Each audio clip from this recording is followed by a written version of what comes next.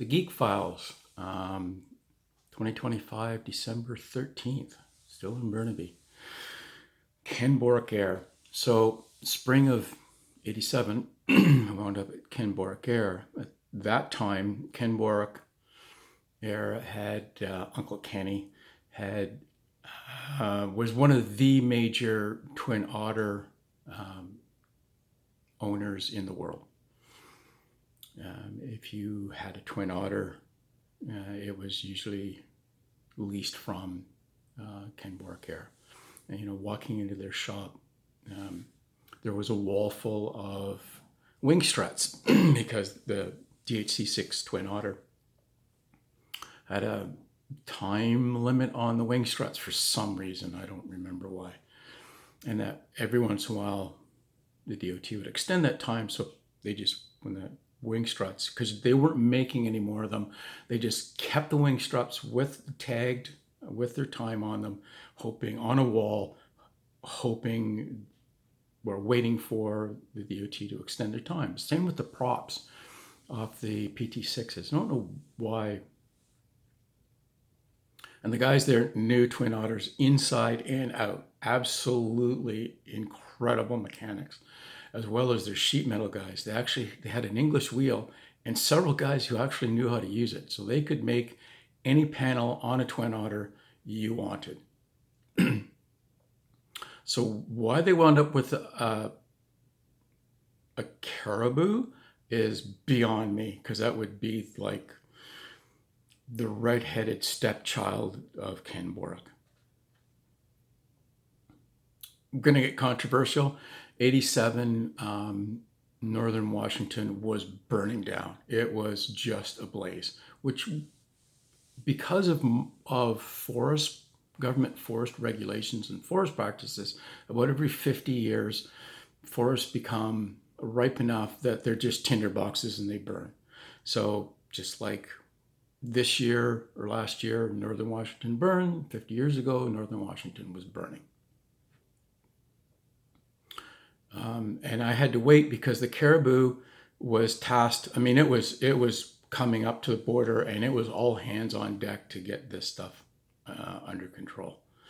And the Caribou had a contract to do LAPEs, low altitude parachute extractions, for supplies for some of the really remote located fire bases. It was the only way to get goods, get food and supplies into them. So I was hanging out there waiting for the Caribou to come back so I could jump on it and go to the next contract. So they needed something for me to do, and they had this Twin Otter that they were working on. When you refuel out of barrels, you have to make sure that you're not getting any sediment or water from the barrel into your fuel tank. So all of the Twin Otters that Borek leased had this felt that you put in a funnel, and then you pumped your diesel, your jet fuel out of the barrel into this felt that separated water and particles out of your jet fuel. But it was a pain in the ass, and it took forever. So not sure who it was, whether it was the pilots or the ground crew, decided in Tuktoyaktuk not to do this. And this particular Twin Otter got a bunch of water in the fuel and had a twin flame out over the Beaufort Sea. Now, the pilot was exceptionally capable, and he pancaked the Twin Otter in, and everybody survived, which is really unusual because the de Havilland products, with their fuel tanks in the bottom, when they crash, they tend to buckle and jam the doors. The wing struts and wheel struts tend to will then puncture the fuel tanks and set the thing on fire and barbecue everybody inside. And that's really common. And which makes this particular crash really spectacular because everybody survived. Really cold. I mean, the Beaufort boy, this must have been, I'm not sure when this was, whether it was early spring. So the airplane sank to the bottom of the Beaufort, which is, the Arctic Ocean is really silty on the bottom, and it picked up a bunch of silt. So when they recovered it, there was silt among the fuel tanks. So what they were doing is drilling off the belly tin to get at the fuel tanks to clean out the silt from around the fuel tanks. So I'm sitting there on the right side of the aircraft drilling rivets to pop this tank off, and there's all these perfectly round patches just under the windows along the side, and which is really weird. Now,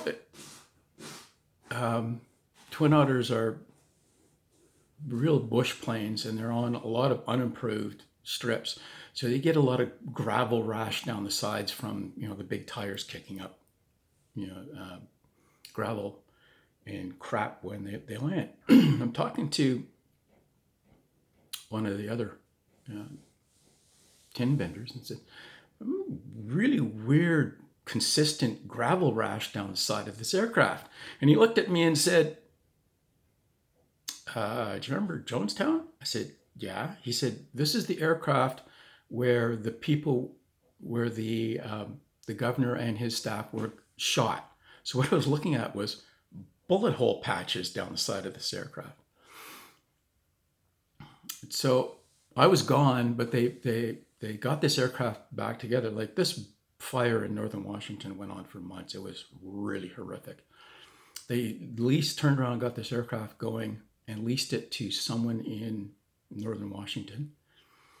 And sadly, the pilot had a massive heart attack and drove this aircraft into the ground at high speed. There was nothing left of this poor thing when it was done. So this isn't the first time I've run across an aircraft that just seems to have bad juju. I mean, some people got shot in it.